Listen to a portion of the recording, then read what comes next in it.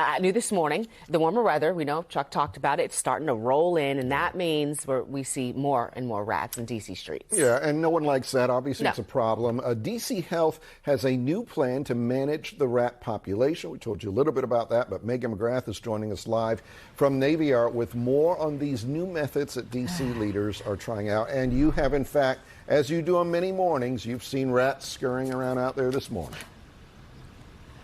Yes, I have. Here in Navy Yard, they've been hanging out, frolicking in the grassy areas. I've seen them over by the trash cans. They've been jumping out of the sign that you see behind me. So rats are definitely a problem in the district. And so they're considering rat birth control as an option here, something that they're going to try out and see if it works. I mean, sometimes I guess you just need to think outside the box. So they're going to give that a whirl here in D.C. It's part of a larger spring cleaning program that also includes traditional things like trash pickup, community event for that, as well as DPW is going to be cleaning up alleys and getting rid of graffiti and stuff. But it's the rat program here that's getting kind of a lot of attention here. And if you live in the city, spend any time in the city, then you no doubt have seen them. Rats are an issue, and so they're going for a three-pronged blitz. That's how they're describing it here. To knock down that rat population, they're going to use a combination of lethal bait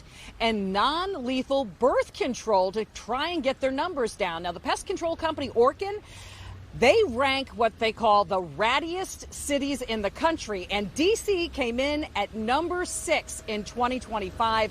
So it is a problem that's gaining national attention. Number 6, not a great number to be at there. Now, I talked to a man who lives here in Navy Yard, and he says, yeah, rats are just a part of life around here. Like on the base, you'll see them running across the streets and things like that.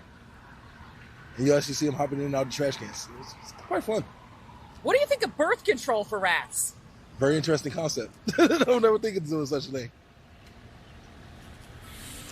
So again, as I said, this is part of a larger kind of a month-long spring cleanup for the district. There's going to be a trash pickup event as well, a community thing. That's on April 25th, and then DPW is going to be doing a lot of things. And they're going to be out there with this rat program, so it'll be interesting to see what kind of an impact it has. Back to you.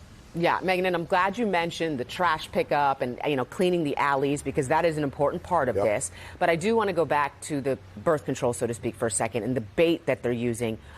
What is the plan the city is trying to put together to get the rats to use the birth control, or what's being used here? Yeah, so they've got a couple of different things that they're doing. Some are lethal, some are the birth control aspect of this. In terms of the lethal, they have bait, which the rats would eat. There's another one, too, that's kind of like a powder that would get on their fur.